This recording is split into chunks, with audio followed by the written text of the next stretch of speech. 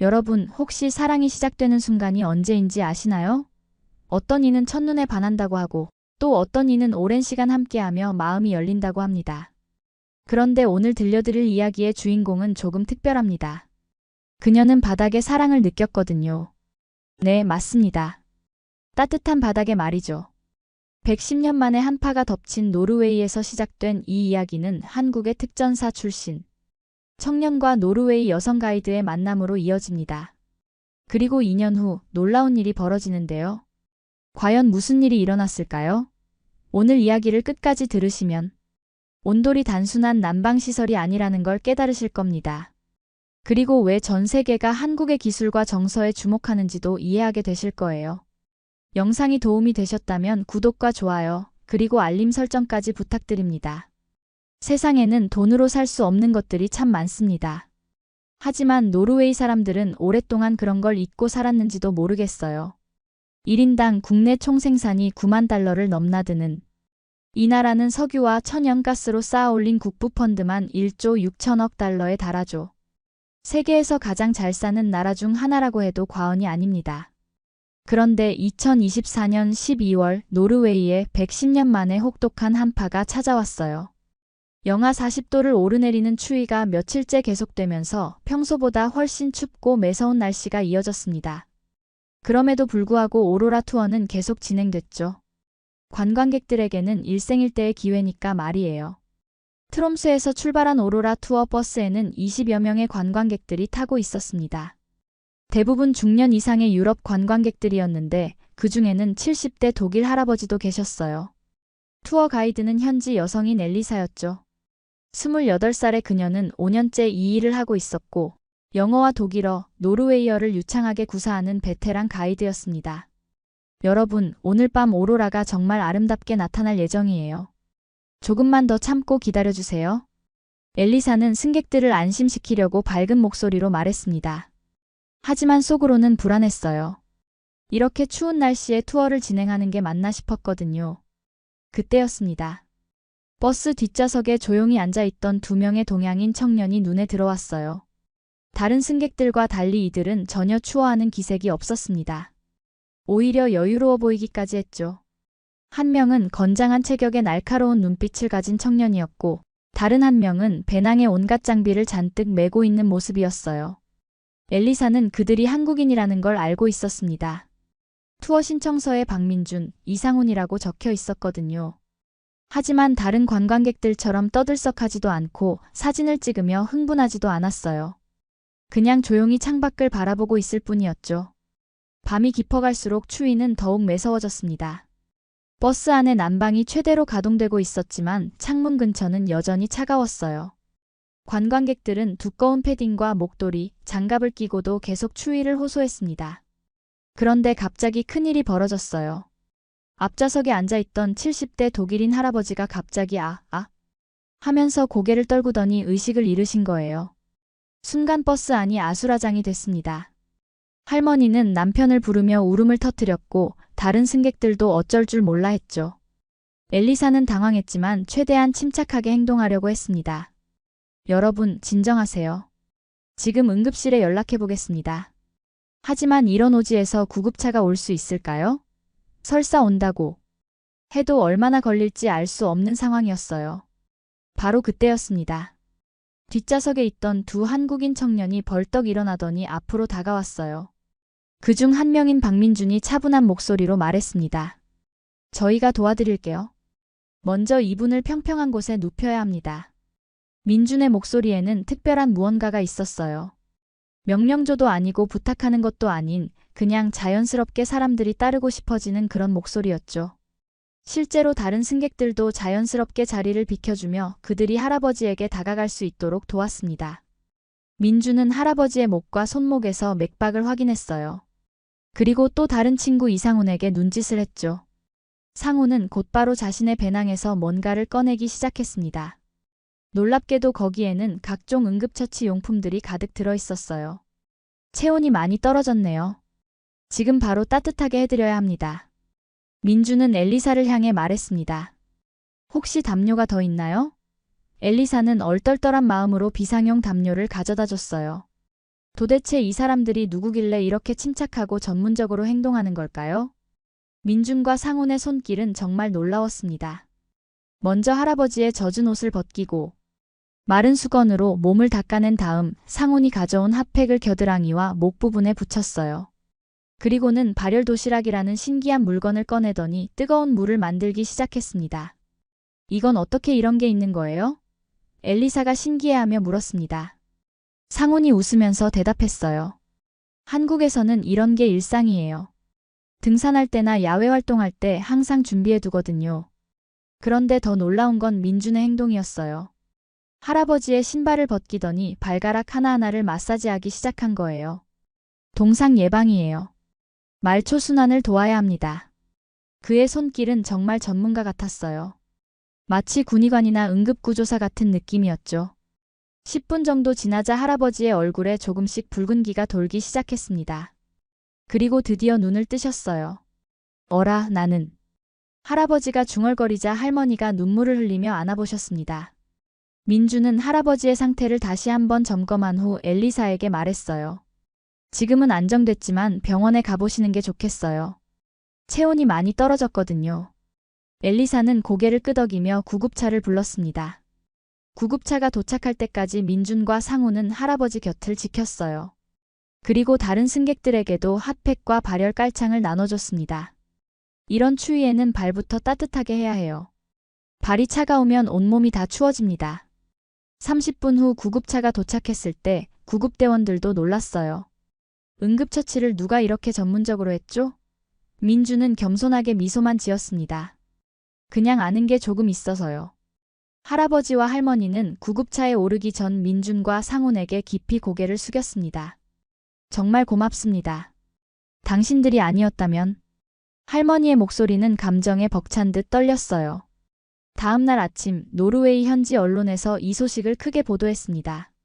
한파 속 관광버스에서 펼쳐진 기적, 한국인 관광객들의 전문적인 응급처치가 생명을 구했다는 제목이었어요. 기자들은 민준과 상훈을 찾아와 인터뷰를 요청했지만 두 사람은 정중히 거절했습니다. 우리는 그냥 해야 할 일을 했을 뿐이에요. 민준의 말이었죠. 하지만 엘리사는 달랐어요. 그날 밤의 일이 계속 머릿속에서 맴돌았습니다. 민준의 침착함, 그의 따뜻한 손길, 그리고 무엇보다 위기 상황에서 보여준 리더십이 잊히지 않았어요. 며칠 후 엘리사는 용기를 내어 민준에게 연락했습니다. 시간 있으시면 커피 한잔 하실래요? 그날 일에 대해 제대로 감사 인사를 드리고 싶어서요. 민준은 흔쾌히 승낙했습니다. 트롬스의 시내의 작은 카페에서 만난 두 사람은 여러 이야기를 나눴어요. 엘리사는 민준에 대해 더 알고 싶었습니다. 도대체 뭘 하는 분이세요? 의사예요? 민준이 쓴웃음을 지었어요. 의사는 아니고요. 군대에 있었어요. 특전사였습니다. 특전사요? 엘리사가 고개를 갸웃했습니다. 민준이 설명했어요. 한국의 특수부대예요. 극한 상황에서 생존하는 훈련을 많이 받았거든요. 응급처치나 야외 생존 기술 같은 것들 말이에요. 그제야 엘리사는 이해했습니다. 그날 밤 민준이 보여준 전문성의 배경을 말이에요. 그럼 지금은 뭘 하세요? 전역한 후에는 NGO에서 일해요. 소외계층 주거 환경 개선 같은 일들을 하고 있습니다. 대화가 이어질수록 엘리사는 민준에게 더욱 끌렸어요. 그의 진실함, 겸손함, 그리고 다른 사람을 돕는 일에 헌신하는 모습이 마음에 들었거든요. 한국에는 당신 같은 사람들이 많아요? 엘리사가 물었습니다. 민준이 웃었어요. 특별할 것도 없어요. 한국 사람들은 원래 정이 많거든요. 어려운 일이 있으면 서로 돕는 게 당연하다고 생각해요. 그리고 잠시 멈췄다가 덧붙였습니다. 그리고 우리에게는 온돌이 있어요. 온돌이요? 네, 바닥 난방 시스템이에요. 바닥이 따뜻하면 온몸이 따뜻해져요. 그런 것처럼 마음도 따뜻하게 해주는 게 있다고 생각해요. 하지만 아름다운 시간은 그리 오래가지 않았습니다. 민주는 일주일 후 한국으로 돌아가야 했어요. NGO에서 새로운 프로젝트가 시작되기 때문이었죠. 공항에서의 작별은 담담했지만 둘 다 아쉬움을 숨기지 못했습니다. 한국에 가면 연락드릴게요. 민준이 말했지만 엘리사는 알고 있었어요. 그런 약속들이 얼마나 지켜지기 어려운지 말이에요. 하지만 이상하게도 그에 대한 생각이 쉽게 지워지지 않았습니다. 시간이 흘러 2년이 지났습니다. 2026년 겨울, 엘리사는 중요한 결정을 내렸어요. 한국으로 가는 것이었습니다. 주변 사람들은 모두 말렸어요. 2년 전에 일주일 본 사람을 찾으러 한국까지 가다니 너무 무모하지 않아? 하지만 엘리사의 마음은 확고했습니다. 지난 2년 동안 그녀는 한국 문화에 대해 공부했어요. 한국어도 기초 수준까지 배웠죠. 그리고 무엇보다 민준이 말했던 온돌에 대해 깊이 알아봤습니다. 서울에 도착한 엘리사는 막막했어요. 민준의 연락처는 이미 바뀌어 있었고 그가 어디서 일하는지도 정확히 알 수 없었습니다. 다만 특전사 출신이고 NGO에서 일한다는 것만 기억하고 있었죠. 그녀는 포기하지 않았습니다. 한국의 주거 관련 NGO들을 하나씩 찾아다니기 시작했어요. 그리고 열흘째 되는 날 드디어 민준의 소식을 들을 수 있었습니다. 한 NGO 직원이 그를 안다고 했던 거예요. 박민준 씨요? 네, 알아요. 우리 단체 전 직원이었는데 지금은 독립해서 소규모 주거 개선 프로젝트를 하고 있어요. 엘리사의 심장이 뛰기 시작했습니다. 어디서 만날 수 있을까요? 그 직원은 친절하게 민준의 현재 주소와 연락처를 알려줬어요. 요즘 성북구 쪽에서 독거노인들 주거 환경 개선 일을 하고 있어요. 온돌 설치하는 일도 함께 하고 있고요. 온돌이라는 단어를 들은 순간 엘리사는 이 모든 게 운명이라는 생각이 들었어요. 다음 날 오후 엘리사는 민준이 일하고 있다는 성북구의 한 오래된 주택가를 찾아갔습니다. 골목길 사이에 자리 잡은 작은 사무실 앞에서 한참을 망설였어요. 정말 그가 자신을 기억할까? 갑자기 나타나면 부담스러워하지 않을까? 그런데 바로 그때 사무실 문이 열리면서 익숙한 목소리가 들려왔습니다. 네, 내일까지 온돌 설치 마무리해 드릴게요. 걱정 마세요. 민준이었어요. 2년 전보다 조금 더 깊어진 목소리였지만 분명히 그였습니다. 민준이 고개를 들어 엘리사를 본 순간 두 사람 모두 말문이 막혔어요. 몇 초간의 정적 후 민준이 먼저 입을 열었습니다. 엘리사? 정말 엘리사 맞나요? 목소리에는 놀라움과 기쁨이 섞여 있었어요. 네, 맞아요. 저예요. 엘리사도 떨리는 목소리로 대답했습니다. 한국까지 오시다니. 믿을 수가 없네요. 민준의 얼굴에 환한 미소가 번졌어요. 두 사람은 근처 카페에 앉아 그동안의 이야기를 나눴어요. 엘리사는 자신이 왜 한국까지 왔는지 솔직하게 말했습니다. 당신을 다시 만나고 싶었어요. 그리고 온돌이라는 게 정말 궁금했고요. 민준이 웃었어요. 온돌 때문에 한국까지 왔다고요? 반은 맞고 반은 틀려요. 온돌 때문이기도 하고 당신 때문이기도 해요. 엘리사의 솔직한 고백에 민준의 얼굴이 붉어졌습니다. 그럼 제 집에 와보시겠어요? 진짜 온돌을 경험해 볼 수 있게 해드릴게요. 민준의 제안에 엘리사는 고개를 끄덕였어요. 민준의 집은 오래된 아파트 3층에 있었습니다. 크지는 않았지만 깔끔하고 따뜻한 느낌이었어요. 그런데 정말 놀라운 건 바닥이었습니다. 신발을 벗고 들어서는 순간 발바닥을 통해 전해지는 따뜻함에 엘리사는 감탄했어요. 이게 온돌이구나. 엘리사가 중얼거렸습니다. 바닥에 앉아보니 정말 신기했어요. 바닥 전체가 따뜻했거든요. 어떻게 이런 게 가능해요? 바닥 아래로 뜨거운 물이나 공기가 지나가는 시스템이에요. 한국의 전통 난방 방식이죠. 엘리사는 바닥에 누워봤어요. 등과 다리, 온몸으로 느껴지는 따뜻함이 정말 특별했습니다. 이렇게 따뜻할 줄은 몰랐어요. 민준이 차를 끓여주는 동안 엘리사는 온돌 바닥 위에서 그동안의 피로를 풀고 있었어요. 정말 신기한 건 단순히 따뜻한 게 아니라 몸 전체가 편안해진다는 것이었습니다. 이런 걸 매일 경험하며 사는 거예요? 엘리사가 물었습니다. 네, 한국 사람들에게는 일상이에요. 어렸을 때부터 온돌 위에서 자고 온돌 위에서 밥을 먹고 온돌 위에서 가족들과 시간을 보내거든요. 민준이 따뜻한 차를 건네주며 말했어요. 바로 그때 옆집에서 노크 소리가 들렸습니다. 민준 씨, 잠깐만요. 민준이 문을 열자 옆집 아주머니가 서 있었어요. 아, 손님이 계시는군요. 죄송해요. 괜찮아요. 무슨 일이세요? 우리 사위가 말이에요. 노르웨이에서 온 안내딸이랑 결혼했잖아요. 그런데 노르웨이가 너무 추워서 안내가 고생이 많다는 거예요. 그래서 우리 사위가 거기 집에 온돌을 설치해 주겠다고 하는데 가능한 일인가요? 엘리사가 깜짝 놀랐어요. 혹시 안내가 누구예요? 노르웨이 어디 사는지 알 수 있을까요? 아주머니가 신기해했어요. 어머, 외국분이 한국말을 이렇게 잘하시네요. 트롬스라는 곳에 살아요. 왜 그러세요? 저도 트롬스에서 일해요. 혹시 안내가 가이드 일을 해요? 네, 맞아요. 그럼 아시는 분이세요? 엘리사와 아주머니 모두 놀라워했습니다. 세상이 이렇게 좁을 수가 있나요? 민준도 신기해했어요. 정말 우연의 일치네요. 그럼 안내도 온도를 경험해 볼 수 있겠는데요. 아주머니가 손뼉을 쳤어요. 그럼 정말 좋겠네요. 우리 사위가 건축 일을 하거든요. 한국에서 온돌 기술 배워서 노르웨이에 설치해 줄 수 있다고 하더라고요. 엘리사는 정말 놀라웠어요. 한국의 온돌 기술이 노르웨이까지 갈 수 있다니요. 정말 가능한 일인가요? 민준이 고개를 끄덕였어요. 요즘은 기술이 많이 발달해서 어디든 설치할 수 있어요. 전기 온돌이나 온수 온돌 같은 현대식 방법도 있고요. 그날 저녁 엘리사는 안내에게 전화를 걸었어요. 안내, 나야. 지금 한국에 있어. 그런데 너 정말 온돌 설치한다며? 안내도 깜짝 놀랐어요. 어머, 엘리사? 한국에 왜 가 있어? 맞아, 우리 남편이 온돌이라는 걸 해준다고 하는데 그게 뭔지 잘 모르겠어. 3개월 후 정말 놀라운 일이 벌어졌습니다. 안내의 집에 한국식 온돌이 설치된 거예요.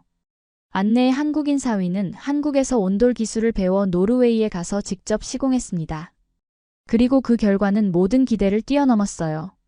안내는 엘리사에게 매일같이 연락했어요. 믿을 수 없어. 이렇게 따뜻할 수가 있나? 발바닥부터 머리끝까지 온몸이 따뜻해져. 전기요금도 오히려 줄어들었어. 온돌의 효율성에 감탄한 거였죠. 소문은 빠르게 퍼졌습니다. 노르웨이 트롬쇠 지역에서 한국식 온돌에 대한 관심이 폭발적으로 늘어난 거예요. 안내의 이웃들이 하나둘씩 찾아와서 온돌을 경험하고는 모두 감탄했습니다. 이런 게 한국의 전통 기술이라고? 엘리사는 이때다 싶어서 특별한 제안을 했어요. 한국과 노르웨이를 연결하는 온돌 문화 콘텐츠 사업을 시작하자는 것이었습니다. 민준도 흔쾌히 동의했어요. 좋은 아이디어네요. 온돌은 단순한 난방이 아니라 삶의 방식이니까요. 엘리사와 민준은 함께 사업 계획을 세웠습니다. 노르웨이에서 한국식 온돌 체험관을 만들고 한국의 따뜻한 주거 문화를 알리는 일이었어요. 놀랍게도 노르웨이 정부에서도 관심을 보였습니다. 친환경적이면서도 효율적인 난방 시스템으로 평가받은 거죠. 6개월 후 트롬스에는 정말로 온돌 마을이라고 불리는 구역이 생겼어요. 안내의 집을 시작으로 주변 20여 가구가 모두 온돌을 설치한 것입니다.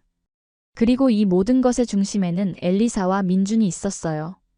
어느 날 저녁 엘리사와 민준은 서울에 있는 민준의 집 온돌 위에 나란히 앉아 차를 마시고 있었습니다. 2년 전 그 추운 버스에서 이런 일이 일어날 줄 누가 알았겠어요. 엘리사가 웃으며 말했어요. 민준이 엘리사의 손을 잡았습니다. 온돌이 우리를 이어준 것 같아요. 맞아요. 바닥이 따뜻하니까 마음도 따뜻해지는 것 같아요. 두 사람은 조용히 미소를 지었습니다. 그해 겨울 노르웨이 공영방송에서 특별 다큐멘터리를 제작했어요. 온돌, 바닥에서 시작된 사랑이라는 제목이었습니다. 엘리사와 민준의 이야기, 그리고 온돌이 노르웨이에 가져다준 변화를 담은 프로그램이었죠. 다큐멘터리 마지막 장면에서 엘리사는 이렇게 말했어요. 사람들은 사랑이 언제 시작되는지 궁금해해요. 저는 이제 알 것 같아요. 사랑은 따뜻함에서 시작되는 것 같아요. 그리고 그 따뜻함을 나누고 싶을 때 진짜 사랑이 되는 거죠. 민준도 덧붙였습니다. 온돌은 단순한 기술이 아니에요. 가족이 함께 모이는 공간, 서로를 생각하는 마음, 그리고 따뜻함을 나누는 한국인의 정서가 담긴 문화입니다. 그런 문화가 국경을 넘어 전해질 수 있다는 게 정말 자랑스러워요. 현재 엘리사와 민준은 결혼을 앞두고 있습니다. 그들의 신혼집에는 당연히 온돌이 설치되어 있고요. 그리고 노르웨이와 한국을 오가며 온돌 문화를 알리는 일을 계속하고 있어요. 110년 만에 한파에서 시작된 만남이 이제는 두 나라를 잇는 따뜻한 다리가 된 셈입니다. 정말 신기하지 않나요? 온돌이라는 우리의 전통 기술이 지구 반대편에서 새로운 사랑을 만들고 문화의 다리 역할을 하고 있다니 말이에요. 이것이 바로 진정한 한류가 아닐까 싶습니다. 화려한 것만이 아니라 일상의 따뜻함, 서로를 배려하는 마음, 그리고 좋은 것을 나누고 싶어하는 한국인의 정서가 세계로 전해지는 것 말이에요. 여러분도 오늘부터 온돌 위에 앉을 때마다 이 이야기를 기억해 보세요. 우리가 당연하게 여기는 이 따뜻함이 얼마나 특별한 것인지, 그리고 그 속에 담긴 조상들의 지혜와 사랑이 얼마나 소중한 것인지 말이에요. 월급 90만 원으로 장애가 있는 남동생과 어머니를 부양해야 했던 불가리아 청년 밀레나의 이야기를 들려드리겠습니다. 하루 12시간씩 요양병원에서 일하며 환자들의 폭언까지 견뎌내던 그녀가 어떻게 한국에서 인생을 완전히 바꾸게 되었을까요? 유튜브 댓글 하나로 시작된 기적 같은 이야기, 그리고 그 과정에서 일어난 놀라운 반전까지. 오늘은 언어와 문화의 벽을 넘어 진정한 정을 나눈 감동적인 실화를 전해드립니다. 끝까지 시청하시면 여러분도 분명 가슴 뭉클한 감동을 느끼실 거예요. 그럼 시작하기 전에 구독과 좋아요, 알림 설정 부탁드립니다. 불가리아 수도 소피아 외곽의 작은 마을, 이른 아침부터 밀레나의 하루가 시작됩니다. 24살의 그녀는 마을 유일한 요양병원에서 보조 간호사로 일하고 있었죠. 하루 12시간씩 교대 근무를 하면서도 받는 월급은 고작 600레프, 우리 돈으로 90만 원 정도밖에 되지 않았습니다. 밀레나의 집은 낡은 아파트 2층에 있었어요. 문을 열고 들어가면 마트에서 일하다 돌아온 어머니와 지체 장애가 있는 남동생이 그녀를 기다리고 있었습니다. 어머니의 월급까지 합쳐도 한 달 생활비를 겨우 충당할 수 있는 정도였죠. 남동생의 재활 치료비와 약값을 생각하면 항상 부족했습니다. 병원에서의 일은 더욱 힘들었어요. 환자들 중에는 치매로 인해 간병인들에게 욕설을 퍼붓는 분들도 있었고, 가족들조차 면회를 오지 않는 외로운 노인분들이 대부분이었습니다. 밀레나는 그런 분들을 정성껏 돌봤지만 때로는 감정이 메말라가는 느낌을 받곤 했죠. 특히 야간 근무를 할 때면 더욱 힘들었습니다. 한밤중에 환자들이 깨어 소리를 지르거나 화장실 실수를 하면 홀로 모든 것을 처리해야 했어요. 동료들과의 관계도 원만하지 않았습니다. 모두가 각자의 생계에 쫓겨 살다 보니 서로를 돌아볼 여유가 없었죠. 밀레나는 종종 생각했습니다. 이렇게 살아가는 게 전부일까? 더 나은 삶을 꿈꿀 수는 없을까? 하지만 현실은 냉혹했어요. 불가리아에서 간병 일을 하는 젊은 여성들이 갈 수 있는 곳은 많지 않았습니다. 그나마 이 일이라도 있어서 다행이라고 스스로를 위로해야 했죠. 어느 날 밤 밀레나는 휴게실에서 잠시 쉬면서 핸드폰을 들여다보고 있었습니다. 유튜브 알고리즘이 추천한 영상들을 무심코 스크롤하던 중 한 영상이 그녀의 눈에 들어왔어요. 한국의 요양케어 시스템을 다룬 다큐멘터리였습니다. 자동 번역 자막을 켜고 보기 시작한 밀레나는 점점 영상에 빠져들었죠. 그 영상 속 한국의 요양시설은 밀레나가 일하는 곳과는 완전히 달랐습니다. 최신 의료 장비는 물론이고 환자들을 대하는 직원들의 태도부터 다했어요. 무엇보다 놀라운 것은 체계적인 케어 프로그램이었습니다. 환자 개개인의 상태에 맞춘 맞춤형 치료와 재활 프로그램, 그리고 가족들과의 소통 시스템까지 모든 것이 완벽하게 갖춰져 있었죠. 밀레나는 영상을 보면서 감동했습니다. 이런 곳에서 일할 수 있다면 얼마나 좋을까 하는 생각이 들었어요. 그래서 용기를 내어 댓글을 남겼습니다. 서툰 영어로 썼지만 진심이 담긴 댓글이었죠. 이렇게 체계적인 요양 시스템이 있다는 게 믿기지 않네요. 저도 간병 일을 하고 있는데 이런 환경에서 일할 수 있다면 정말 좋겠습니다. 그리고 다음날 아침 밀레나는 깜짝 놀랐습니다. 영상을 올린 사람으로부터 직접 메시지가 온 것이었어요. 그 사람은 정은지라고 자신을 소개했고 한국에서 실버케어 스타트업을 운영하고 있다고 했습니다. 그리고 놀랍게도 밀레나에게 한국의 실버케어 프로그램 연수 기회를 제안했죠. 은지는 메시지에서 말했습니다. 당신의 댓글을 보니 정말 진심으로 이 일을 하고 있다는 느낌이 들었어요. 저희 회사에서 해외 인재 연수 프로그램을 시작하려고 하는데 관심이 있으시다면 지원해 보시지 않겠습니까? 밀레나는 처음엔 믿을 수 없었습니다. 이런 일이 정말 일어날 수 있을까? 하지만 은지와 몇 차례 영상통화를 나누면서 이것이 진짜라는 것을 깨달았어요. 은지는 한국어와 영어를 모두 구사했고 밀레나의 경험과 열정을 높게 평가했습니다. 가족들과 상의한 결과 모두가 밀레나의 도전을 응원해 주었습니다. 어머니는 네가 더 나은 곳에서 일할 수 있다면 엄마는 기꺼이 기다리겠다고 말했고 남동생도 누나, 꼭 성공해서 돌아와라며 격려해 주었죠. 드디어 밀레나는 한국행을 결심했습니다. 평생 불가리아를 벗어나 본 적이 없는 그녀에게는 엄청난 모험이었어요. 하지만 더 나은 미래를 위해서는 이 기회를 놓칠 수 없었습니다. 출발 전날 밤 밀레나는 잠을 이루지 못했지만 마음은 희망으로 가득했습니다. 인천공항에 도착한 밀레나는 눈을 크게 뜨고 주변을 둘러봤습니다. 공항의 규모부터 시설까지 모든 것이 상상을 초월했어요. 자동 출입문, 무빙워크, 그리고 곳곳에 설치된 디지털 안내판들까지 모든 것이 신기했습니다. 은지가 공항에 마중 나와 있었고 처음 만나는 실물 은지의 모습에 밀레나는 또 한 번 놀랐죠. 지하철을 타고 서울 시내로 향하는 길, 밀레나는 창밖 풍경에 완전히 압도되었습니다. 높은 건물들이 끝없이 펼쳐져 있고 지하철 시스템의 정확성과 편리함에 감탄했어요. 불가리아에서는 상상할 수 없는 인프라였죠. 은지는 길을 가면서 한국의 문화와 업무 방식에 대해 간단히 설명해 주었습니다. 밀레나가 일하게 될 곳은 서울 강동구에 위치한 실버케어 스타트업 휴케어랩이었습니다. 회사는 최신 기술을 접목한 노인케어 서비스를 제공하는 곳이었어요. 사무실에 도착하자마자 밀레나는 또 다른 충격을 받았습니다. 모든 것이 디지털화되어 있었고 환자 관리 시스템부터 직원 교육 프로그램까지 체계적으로 갖춰져 있었죠. 첫 출근 날 밀레나는 긴장한 채로 회사에 도착했습니다. 동료들과 인사를 나누는 과정에서 첫 번째 문제가 발생했어요.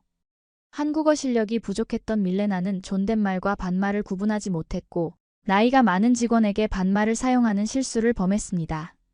그 순간 사무실 분위기가 어색해졌죠. 더 큰 문제는 환자분들과의 소통이었습니다. 밀레나는 한국어로 된 의료 용어와 일상 대화를 구분하지 못했어요. 한 환자분이 물 좀 줘라고 말했는데 밀레나는 물음이라는 단어만 들고 무엇을 물어보는 건지 헷갈렸습니다. 결국 환자분이 화를 내시면서 외국인은 왜 여기 있냐고 불평하셨죠. 동료들 사이에서도 밀레나에 대한 시선이 곱지 않았습니다. 점심시간에 들리는 대화들이 밀레나의 마음을 아프게 했어요. 왜 굳이 외국인을 데려왔을까? 의사소통도 안 되는데 환자들만 피해보겠네 같은 말들이었습니다. 밀레나는 자신이 환영받지 못한다는 것을 느꼈지만 이곳에서 포기할 수는 없었어요.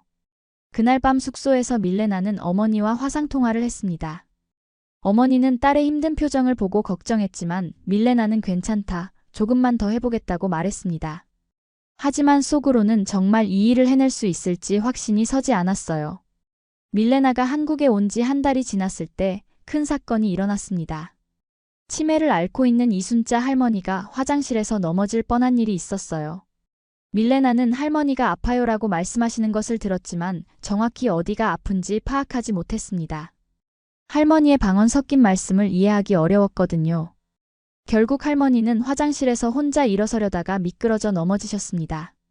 다행히 큰 부상은 없었지만 할머니의 가족들이 병원에 큰 항의를 했어요. 간병인이 제대로 돌보지 않아서 이런 일이 일어났다면서 화를 내셨죠. 이 일로 인해 밀레나는 이상훈 팀장에게 크게 꾸지람을 들었습니다. 밀레나 씨, 이게 뭡니까? 환자분의 말씀을 제대로 이해하지 못해서 이런 일이 일어난 거 아닙니까?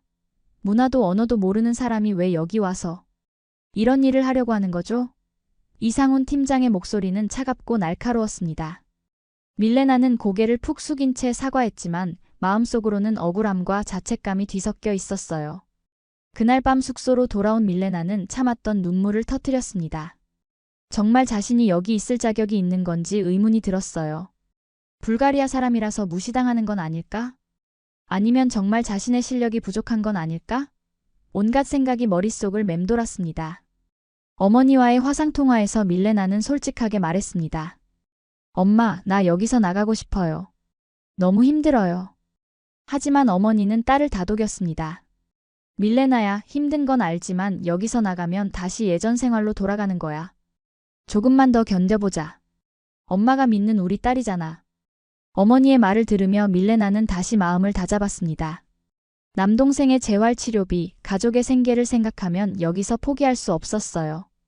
그리고 무엇보다 자신이 정말 좋아하는 일이었습니다. 언어와 문화의 차이는 극복할 수 있는 것이라고 생각했죠. 다음 날부터 밀레나는 더욱 열심히 한국어를 공부했습니다. 의료 용어집을 사서 외우고 환자분들과 대화할 때 쓰는 표현들을 따로 정리했어요. 그리고 무엇보다 환자분들을 더 세심하게 관찰하기 시작했습니다. 말로 표현하지 못하는 것들을 몸짓이나 표정으로 이해하려고 노력했죠. 그러던 중 밀레나에게 희망의 빛이 보이기 시작했습니다. 치매 환자 중 한 분인 김복래 할머니가 유독 밀레나를 좋아하시는 것 같았어요. 복래 할머니는 중증 치매로 인해 가족들조차 알아보지 못하는 상태였지만 밀레나가 다가가면 항상 미소를 지으셨습니다. 밀레나는 복래 할머니와 소통하기 위해 특별한 방법을 생각해냈습니다. 언어가 통하지 않으니 그림과 손짓을 이용한 것이었어요. 할머니가 불안해하실 때는 종이에 간단한 그림을 그려서 보여드렸습니다. 꽃 그림을 그리면 할머니는 활짝 웃으셨고 가족 그림을 그리면 눈물을 글썽이셨죠. 어느 날 복래 할머니가 식사를 거부하고 계셨습니다. 다른 직원들이 아무리 설득해도 소용이 없었어요. 그때 밀레나가 다가가서 할머니 손을 잡고 작은 종이에 숟가락 그림을 그렸습니다. 그리고 자신의 입에 숟가락을 가져다 대는 신용을 하면서 맛있어요 라고 말했어요. 할머니는 그 모습을 보고 웃으시며 식사를 시작하셨습니다. 이 모습을 지켜본 이상훈 팀장과 동료들은 놀라움을 감추지 못했습니다. 이게 뭐지? 어떻게 저런 방법으로 소통이 가능한 거야? 팀장은 밀레나에게 다가와서 물었습니다. 어떻게 한 건가요? 복래 할머니가 저렇게 반응하는 건 처음 봐요. 밀레나는 설명했습니다. 언어가 통하지 않아도 마음은 통할 수 있다고 생각해요. 그림이나 몸짓으로 감정을 전달할 수 있거든요. 복래 할머니는 기억은 잃으셨지만 감정은 살아있으세요. 팀장은 이 말을 듣고 깊이 생각에 잠겼습니다. 며칠 후 은지 대표가 병원을 방문했습니다. 팀장으로부터 밀레나의 특별한 소통 방법에 대해 들은 은지는 직접 그 모습을 보고 싶어 했어요. 복래 할머니와 밀레나가 그림과 손짓으로 대화하는 모습을 본 은지는 감탄했습니다. 이거 정말 대단한데요? 이런 방법으로 치매 환자분들과 소통할 수 있다니. 은지는 흥미로워했습니다. 그리고 밀레나에게 제안했어요. 이 방법을 좀 더 체계화해서 다른 환자분들에게도 적용해 볼 수 있을까요? 회사 내부 아이디어 회의에서 발표해 보는 건 어떨까요? 밀레나는 처음에는 망설였습니다. 자신의 한국어 실력으로 발표를 할 수 있을까 싶었거든요. 하지만 은지와 팀장의 격려로 용기를 냈습니다. 드디어 밀레나에게 진짜 기회가 찾아온 것이었어요. 회사 내부 아이디어 경진 대회 날이 다가왔습니다. 밀레나는 며칠 동안 발표 준비에 매달렸어요. 복래 할머니와의 소통 경험을 바탕으로 그림치료 기반 비언어 요양 앱이라는 아이디어를 구체화했습니다. 한국어 발표에 자신이 없었던 밀레나는 은지의 도움을 받아 발표 자료를 준비했죠. 발표 당일 회의실에는 회사 임직원들과 외부 심사위원들이 모였습니다. 밀레나는 떨리는 마음으로 발표대에 섰어요. 여전히 어눌한 한국어였지만 그녀의 진심은 충분히 전달되었습니다. 언어가 안 통해도 마음은 통합니다. 저는 이것을 복래 할머니께서 가르쳐 주셨어요. 밀레나는 실제로 복래 할머니와 소통했던 그림들을 보여주며 설명했습니다. 간단한 그림 하나로 환자의 마음을 달래고 식사를 도우며 불안함을 해소할 수 있다는 것을 증명했어요. 그리고 이런 방법을 디지털 앱으로 구현하면 더 많은 치매 환자분들에게 도움이 될 것이라고 제안했습니다. 발표가 끝나자 회의실에는 잠시 정적이 흘렀습니다. 그러다가 한 심사위원이 박수를 치기 시작했고 곧 전체 회의실이 박수 소리로 가득 찼어요. 이상훈 팀장도 처음으로 밀레나에게 미소를 지었습니다. 정말 대단한 아이디어네요. 이런 관점에서 생각해 본 적이 없었는데. 심사 결과가 발표되었습니다. 놀랍게도 밀레나의 아이디어가 최우수상을 받았어요. 외국인 연수생이 회사 아이디어 경진 대회에서 수상한 것은 처음 있는 일이었습니다. 밀레나는 믿을 수 없다는 표정으로 상장을 받았죠. 시상식이 끝난 후 그동안 밀레나를 차갑게 대했던 동료들이 다가와서 축하해 주었습니다. 밀레나 씨, 정말 대단해요. 우리가 미안했어요. 이상훈 팀장도 밀레나에게 사과했습니다. 제가 너무 편견을 가지고 있었네요. 앞으로 잘 부탁드려요. 그날 밤 밀레나는 가족들과 화상통화를 했습니다. 수상 소식을 듣고 어머니와 남동생은 기쁨의 눈물을 흘렸어요. 우리 딸이 이렇게 대단한 일을 해냈구나. 어머니의 목소리에는 자랑스러움이 가득했습니다. 이 수상을 계기로 밀레나의 아이디어는 실제 서비스로 개발되기 시작했습니다. 그리고 밀레나는 프로젝트 팀의 핵심 멤버로 참여하게 되었어요. 드디어 밀레나에게 진짜 기회가 온 것이었습니다. 몇 달 후 밀레나가 개발에 참여한 비언어 소통 앱이 서울 여러 복지센터에 시범 도입되었습니다. 앱의 효과는 놀라웠어요. 치매 환자분들과의 소통이 훨씬 원활해졌고 가족들의 만족도도 크게 향상되었습니다. 이 소식은 지역 언론의 주목을 받았고 밀레나는 방송 인터뷰 요청을 받았죠. 지역 방송국에서 밀레나의 이야기를 다룬 뉴스가 나갔습니다. 불가리아에서 온 청년, 한국 노인 케어의 혁신을 가져다 제목의 뉴스였어요. 방송에서 밀레나는 자신의 경험을 담담하게 이야기했습니다. 처음에는 언어 때문에 많이 힘들었지만 환자분들과 마음으로 소통하면서 정말 소중한 것을 배웠습니다. 이 방송을 계기로 밀레나의 이야기는 더 많은 사람들에게 알려졌습니다. 그리고 회사에서는 밀레나의 가족을 한국으로 초청하기로 결정했어요. 은지 대표의 제안이었습니다. 밀레나 씨가 이렇게 큰 성과를 냈으니 가족분들도 한국에 초청해드리고 싶어요. 드디어 어머니와 남동생이 한국에 왔습니다. 인천공항에서 만난 가족들은 서로 껴안고 기쁨의 눈물을 흘렸어요.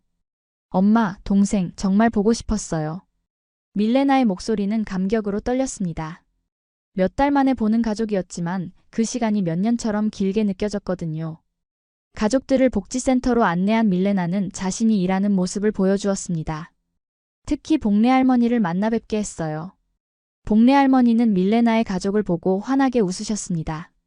그리고 밀레나에게 딸 같아라고 말씀하시면서 가족들을 따뜻하게 맞아주셨죠. 어머니는 딸의 일하는 모습을 보며 감동했습니다. 밀레나가 이렇게 의미 있는 일을 하고 있다니. 정말 자랑스럽다. 남동생도 누나의 성공에 대해 기뻐했어요. 누나, 정말 대단해. 우리 가족의 자랑이야. 회사에서는 밀레나 가족을 위해 특별한 행사를 준비했습니다. 한복 체험 프로그램과 한식 만들기 체험을 준비한 것이었어요. 어머니는 처음 입어보는 한복에 감탄했고 남동생은 불편한 다리에도 불구하고 한국 전통놀이를 즐겁게 체험했습니다. 특히 김치 만들기 체험에서는 복례 할머니도 함께 참여하셨어요. 할머니는 밀레나 어머니의 손을 잡고 김치 담그는 법을 가르쳐 주셨습니다. 언어는 통하지 않았지만 두 어머니 사이에는 따뜻한 정이 흐르고 있었죠. 고마워요. 할머니 밀레나 어머니는 서툰 한국어로 인사를 드렸습니다. 저녁 식사 자리에서 어머니는 밀레나에게 말했습니다.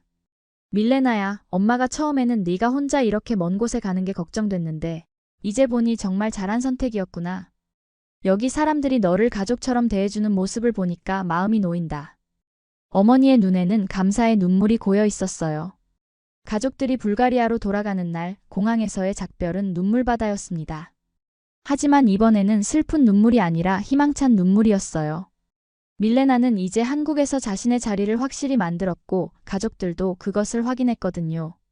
빨리 성공해서 우리도 한국에 올 수 있게 해줘. 남동생의 농담 섞인 말에 모두가 웃었습니다.